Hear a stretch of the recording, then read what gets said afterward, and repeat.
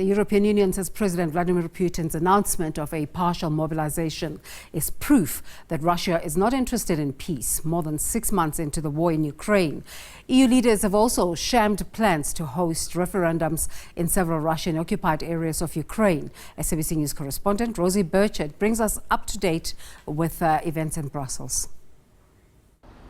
There were whispers around Brussels ahead of this announcement, with many wondering what President Putin was going to say. Now, the move to mobilise some troops seemed to be a U-turn from Moscow's previous messaging. Just last week, I was in Uzbekistan, where President Putin insisted that there was no change in plan in what he calls this special military operation. Now, here's what the European Union's Foreign Affairs spokesperson Peter Stano had to say in response to this latest announcement from Moscow.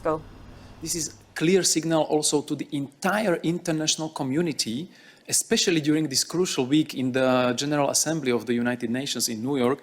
This is a clear signal to them that he is only interested in further advancing and continuing his destructive war, which had already so many bad consequences worldwide, not only for Ukraine in terms of so many atrocities committed, but it has negative consequences for every country in the world.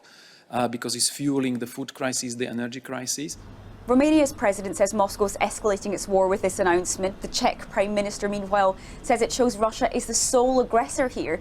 The EU as a whole was quick to condemn plans to hold referendums on joining Russia in some occupied parts of Ukraine. The bloc's foreign policy chief, Josep Borrell, says these would be a sham, illegal and would never be recognised. Rosie Birchard, SABC News, Brussels.